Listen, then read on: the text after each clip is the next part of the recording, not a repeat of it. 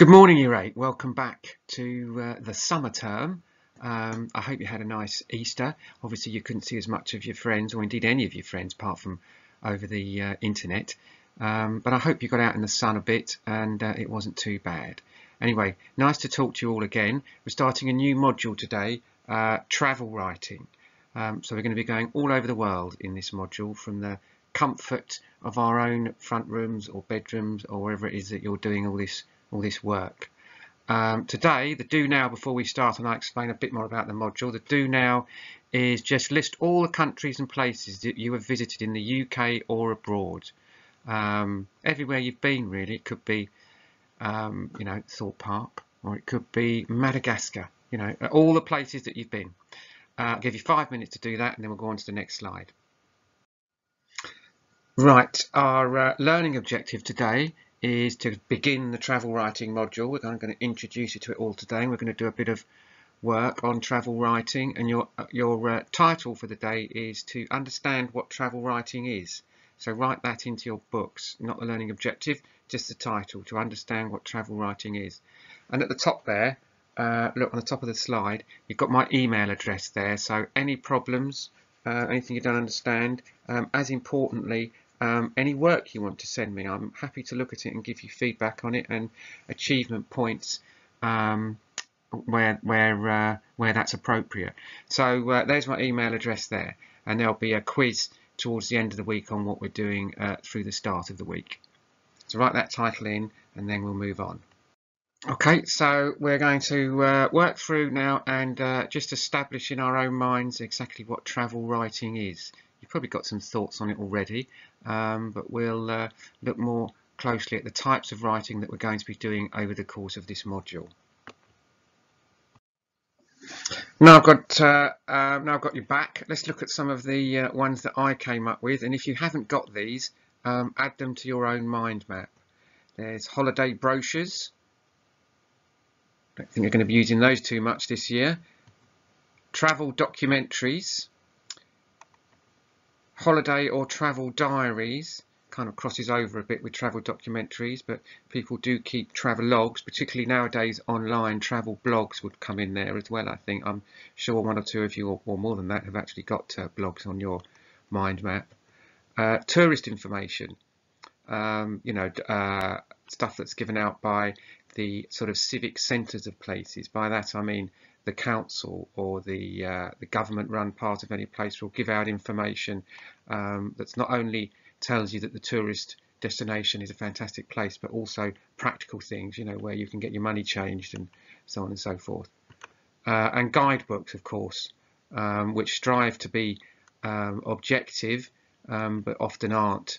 Guidebooks, Lonely Planets and all of those.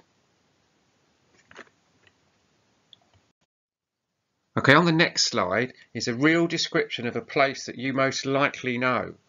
So have a read of it. What place do you think is being described? And does their description make you want to go there? If it does make you want to go there, why? And if perhaps it doesn't make you want to go there, why not? Just put down some notes, write a little paragraph on why it makes you want to go there, or why, if it makes you not want to go there, that's the case. I'll give you 6 minutes to do that. And here it is, with various words missing. So what did you think? Did it make you want to go there or not? Because it's Woking, our lovely hometown. I like Woking, lived here now for 14 years, it's a good town. And that's a real piece of writing. You can find it on the Visit Surrey's website.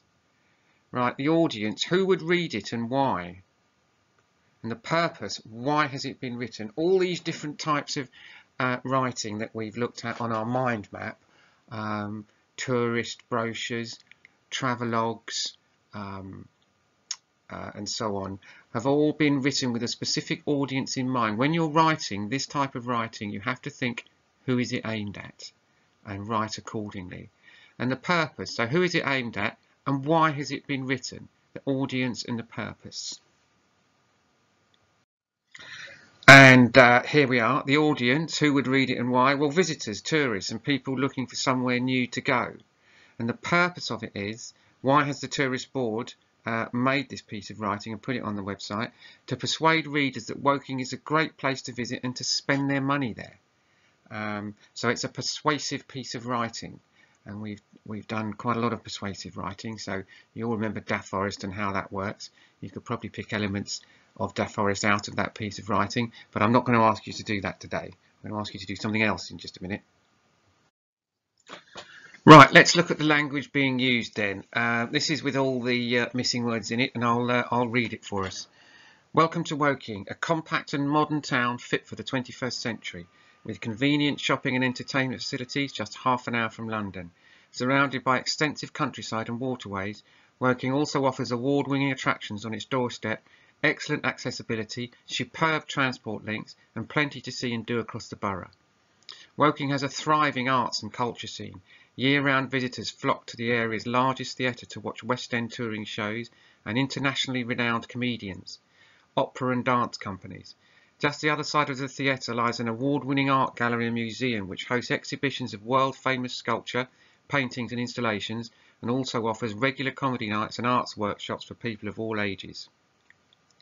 Whether you are a local resident yourself or looking for somewhere new to take family and friends who are visiting, why not check out the Woking events calendar for some inspiration? Right, you can see all the words are underlined there that were missing and that are now in there. I wonder if you can spot what type of words they are. They are adjectives. Adjectives, famously, as you know, are describing words. They describe nouns. And we're going to go on and find out how it is that they've been so persuasive in wanting us to go to Woking and use its facilities. Okay, the way we're going to do that is we're going to choose 5 adjectives from those that have been underlined, write them in your book with an analysis of how they affect the reader. And I've done one for us here, look. Internationally renowned, that is an adjective, it's a compound adjective.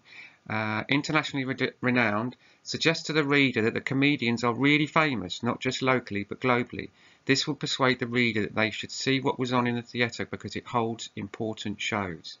There you are. So don't use mine. I want you to find another 5 and do 5 of those very short paragraphs explaining how the adjective affects the reader.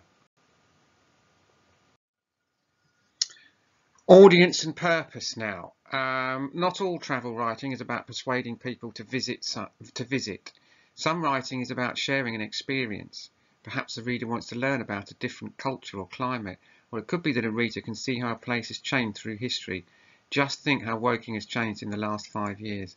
And my goodness, hasn't it just? I mean, I've been living here 14 years and it's the centre of Woking has changed incredibly. I, for one, am in favour of it, actually. I know a lot of people object, but I quite like all this money pouring in and infrastructure, well, not infrastructure, but buildings going up and so on. Perhaps you feel differently, I don't know. There we are, that's Mexico. I believe they're called ziggurats, those sort of pyramid things. They're fairly exclusive, not fairly exclusive, they are exclusive to South America. And that's obviously changed a lot since they were built. The Sahara Desert once was a sea a very, very long time ago. And that's obviously changed a lot. And the Sahara Desert, people map those dunes and they change all the time. They're like massive, very slow breaking waves. It's fascinating when you see people who map dunes. And good old Toys R Us. I don't know if you remember that whole little bit there of Woking. There was a bandstand there and Toys R Us, bit of a Christmas special. Used to go there a lot with my daughter. That's all gone now, of course. It's all behind hoardings at the moment. But there you are. The point being that things change and people want to document places as they are before they change when they're writing about travel. So really, it allows people to travel the world from the comfort of their sofa. It's fascinating to pick up a lonely planet and read all about a country from someone who's had a very, very first-hand experience of it. It makes interesting reading, and some travel writing is spectacularly good, and as I know we're going to deliver in this class. Okay, now look back at the piece we got from the Woking Tourist Board, and you've got to write an extra paragraph for Woking's Tourist Board. Now you can have anything here, a particular place in Woking that you like to go. Maybe you like to go fishing somewhere, maybe you've been boating, or maybe there's somewhere that you play football, or maybe you want to talk about the leisure centre. Or one of the things, one of the major things about Woking that I loved right from the very moment I got here was that wonderful park we have right in the middle that's got 3 or 4 different aspects to it, a swimming pool in there. It's amazing. Suburban towns don't usually have big parks like that. They normally have a sort of scrubby piece of recreation ground. We're very lucky to have that. So if it was me, I would be writing a paragraph about that beautiful park. So I want you to spend 2 minutes thinking about what you think is best about Woking. Therefore, I would write about the park, but you may have something else. Now spend 15 minutes writing it up. Try to use the 5 adjectives that you've analysed to persuade your reader that your idea is well worth a visit. Don't crowbar the adjectives in. If they really don't fit, then just think of another one. But there have to be at least 5 adjectives in your paragraph persuading people that this particular part of Woking that you're talking about is worth a visit. Right, so that's it for today, Year 8. I hope that's given you a little bit of a flavour of what we're going to be doing. Yeah, I bet you can't guess where we're going to go next. We could be going anywhere. And I look forward to speaking to you tomorrow, in fact. So, as ever, send me some work if you want me to look at it. I'm always happy to look at it and give you feedback on it. So nice talking to you again, and I'll speak to you tomorrow.